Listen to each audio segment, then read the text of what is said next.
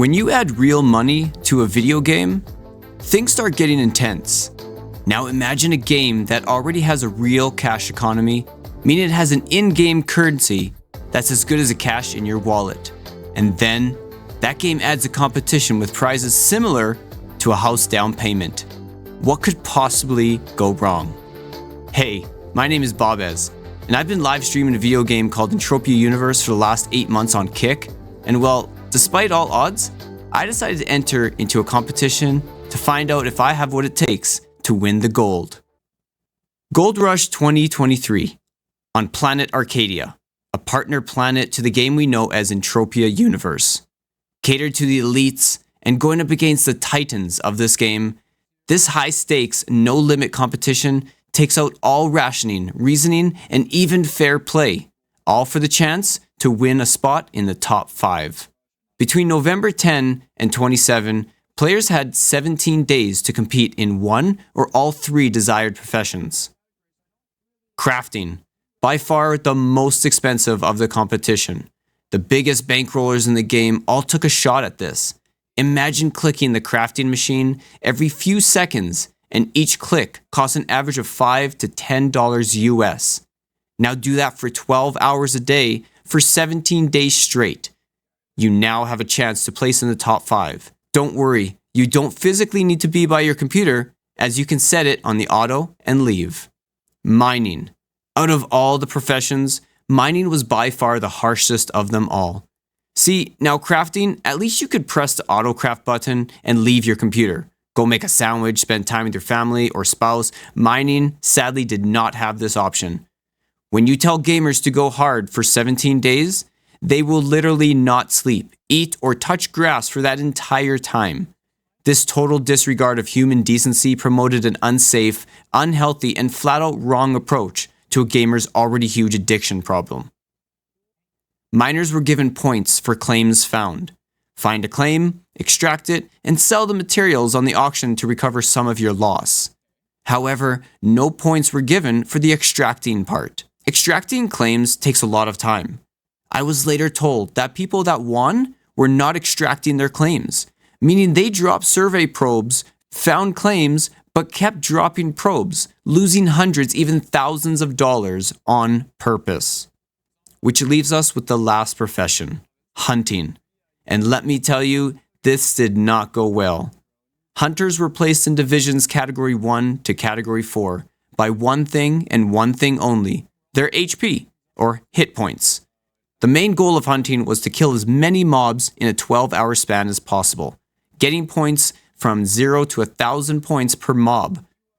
Now, good thing, unlike crafting or mining, you could pause the timer anytime you wanted, so you could at least use the bathroom or feed yourself. Wait, did I say good thing? Sorry, that's assuming people wouldn't abuse this and exploit it. People soon found out that the bosses would spawn every 20 minutes, regardless if you were standing in the timeout area or not. And bosses gave you a higher point score on average. So yes, you could stay in the timeout area, wait for the bosses to spawn, and kill them for a chance at higher points. But wait, it gets better. Out came all the alt accounts. Now, since having a second account is against the TOS, these alt accounts are registered to the main player's wives, sister, brother, or even grandparent. The main account then gives them unrealistic gear for the lower categories, and they absolutely demolish the players that should be in that division. But on top of that, players found even more exploits. These exploits consisted of 30% faster reload, making you kill mobs way faster than normal.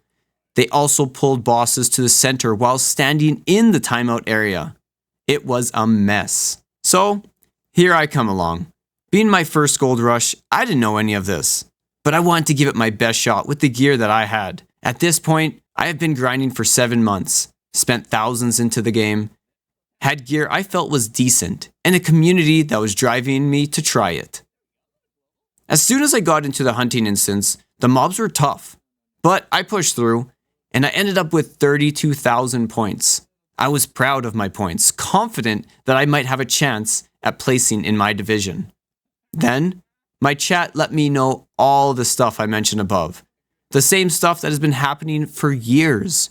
and the lack of care by the partner planets when it comes to making any real changes to fix the problems. You will never have a chance unless you have 200 plus DPS weapon. Alt accounts always win. You don't stand a chance. This event is not for honest players. It's for exploiters and alt accounts. Gold Rush is a handout to the elites. Message after message, you guys let me know that I truly did not have a chance, and my confidence in my points shattered in moments. I woke up the next morning and decided again to do something you should never do in Entropia. Ask someone to borrow their weapon. To be sure, I also emailed the head office to make sure borrowing a weapon to compete was not against the rules, and they confirmed it was not. So I built up the confidence, put on my puppy dog eyes, and asked my mentor if I could please use his gun for the event. To no surprise, he agreed. I mean, obviously, because I'm amazing. And I headed back for round 2.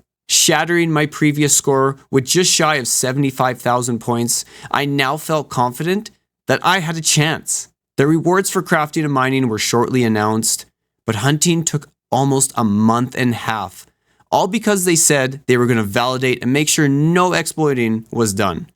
And just when we thought we were going to get the results, they decided to pass it over to head office to have a second look. The results came in.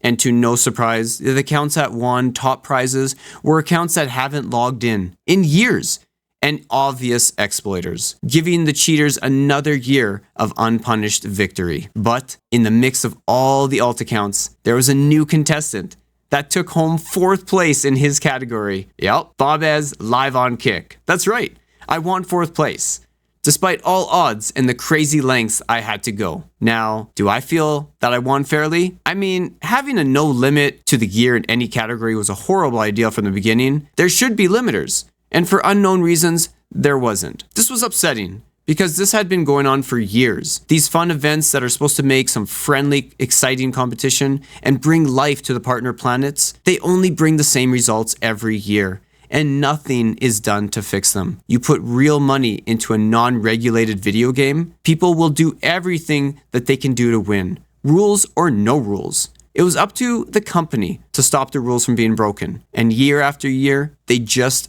don't. I talked with so many after the event, and they all said the same thing to me. I don't even try, because it's the same thing year after year. It's a hoax, just so they can hand out some nice items to the elite players to keep them happy and depositing the big amounts. So what can they do to fix it? Entropians, this is your chance to comment below on some ideas on how to fix these issues. Planet Arkadia, this is your chance to read the comments and make some positive changes. The future of Gold Rush 2024 rests on the hands of the players and the company to make some healthy, smart changes. And as always, don't forget to hit the subscribe button. It is free and it helps me greatly. Don't miss my next video.